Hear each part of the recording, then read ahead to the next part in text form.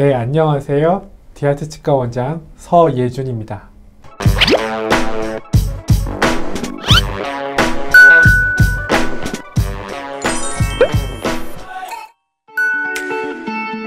치아 임플란트는 상실된 치아를 위한 치료법입니다. 손상되었거나 충치가 심한 경우, 치아를 뽑는 경우에 크라운이라고 불리는 치아의 외관 및 뿌리가 모두 소실되게 됩니다. 티타늄이라는 합금을 이용한 매식체를 이용함으로써 인공 치아를 뼈에 식립하는 것을 임플란트라고 합니다.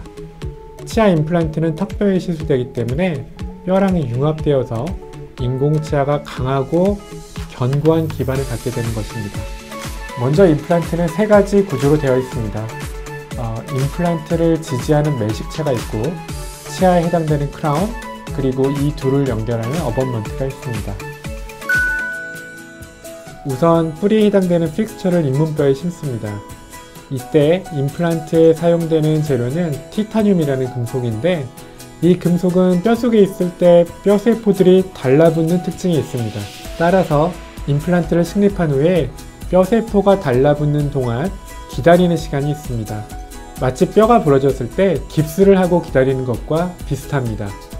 이 기간이 지나고 나면 픽스처 위에 인공 치아를 올리게 됩니다. 기다리는 기간이 위와 아래가 다릅니다. 이는 아래 턱뼈는 굉장히 단단한 종류의 턱뼈로 이루어져 있는 반면에 위턱은 상대적으로 약한 뼈로 이루어져 있기 때문입니다. 아래턱 같은 경우는 6주에서 3개월 정도 기다리게 되고, 위턱은 뼈가 상당히 부드러워요. 그래서 기다리는 기간도 길어지는데 6개월 혹은 그 이상 기다리는 경우도 있습니다.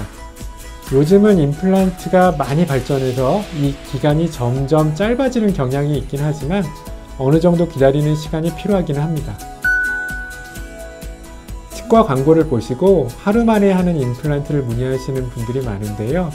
경우에 따라서는 가능하지만 제한적인 경우에만 해당되고, 특히 이 경우에는 치아에 주는 힘의 조절이나 염증에 대한 관리가 상당히 중요하다는 점을 기억해야 합니다.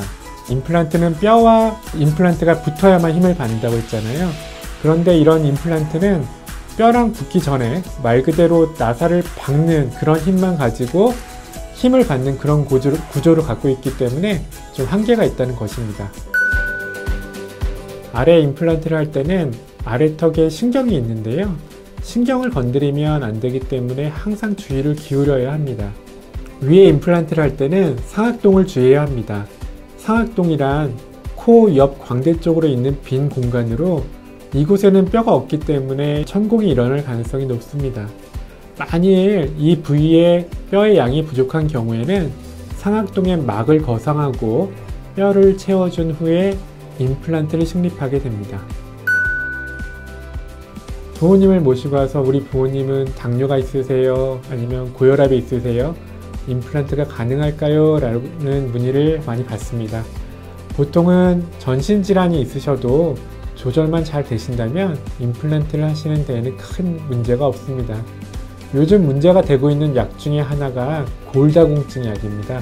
골다공증 때문에 약을 많이 드시는데요. 약의 성분 중에 비스포스페이트라는 성분이 뼈의 대사에 영향을 미칩니다.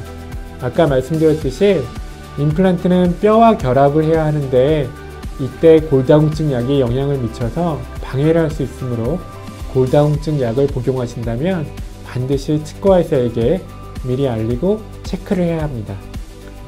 보통 약을 복용하시는 분들은 약물을 중단하시고 최소 6개월에서 1년 정도 기다렸다가 임플란트를 하시거나, 아니면 여의치 않은 경우에 다른 방법을 생각해 볼 수 있습니다.